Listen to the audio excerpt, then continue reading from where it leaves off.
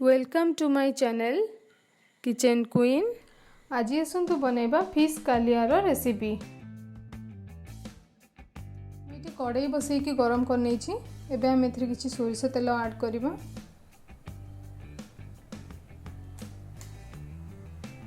देखंतु तेल मोर गरम हो गलानी। एबे मु एथरे किछि गोटा गरम मसला पकेबी। दालचीनी, लवंग, गोलमरीच, गुजराती गोटे, तेजपत्र आ गोटे सुखला लंका। आपको आम टिके फ्राए करबा। सब मसला फुटी आसलानी। एबे आम एथे पियाज ऐड करबा। मुझे गोटे बड़ पियाज को एमती छोट छोट करके काटी नहीं।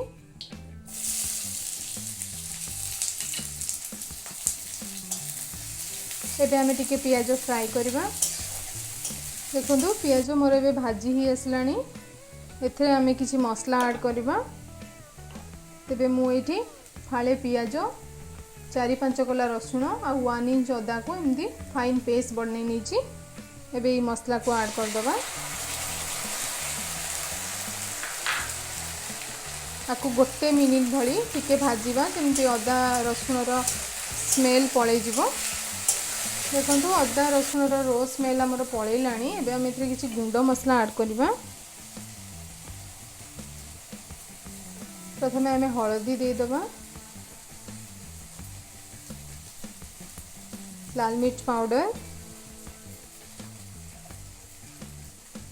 स्वाद अनुसार लूण, धनिया पाउडर आ किछि जीरा पाउडर। गैस रो फ्लेम को सब बेले मीडियम रे रखिबा मसला एडिंग टाइम रे। एबे आपको भलो भाबे टिके कसिबा। देखंतु सब तक गुंड मसला मोर भाजी ही आसलानी। एबे हम एथरे टमाटो प्यूरी ऐड कर दबा। मु एठी गोटे टमाटर को एमती बाटी नहीं। टमाटर कंचा स्मेल जीवा जाए आम और टिके मसला को कसिबा। देखंतु मसला मोर ये कषि ही आसलानी। तेणु मुझे किसी एबे आलू पकेबी।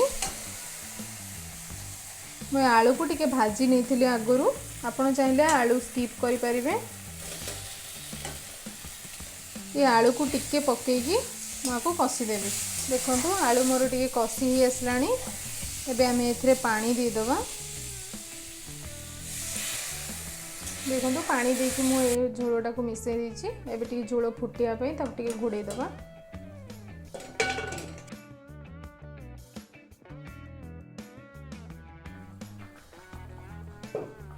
झोल तो हमर फुटिलानी।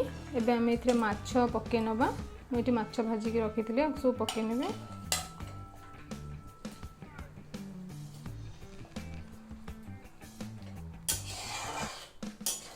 आपको पुणी आउ किसी समय फुटिया को दबा।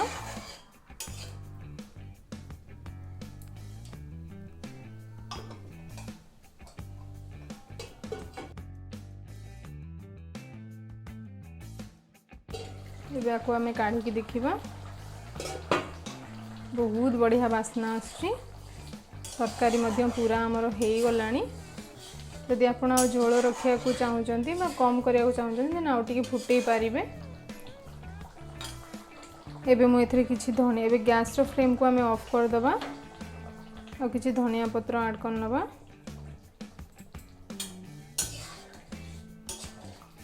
एबे चलंतु हमें आको सर्व कर नबा।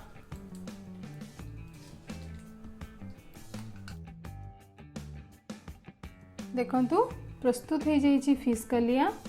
आको आपण घरे निश्चित ट्राई करंतु।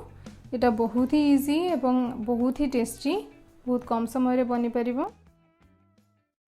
एमिति बहुत सुंदर सुंदर रेसिपी मु देखेबी। सो प्लीज मो चैनल को सब्सक्राइब करंतु एवं नोटिफिकेशन बटन को क्लिक करिया को भूलिबेनी। धन्यवाद।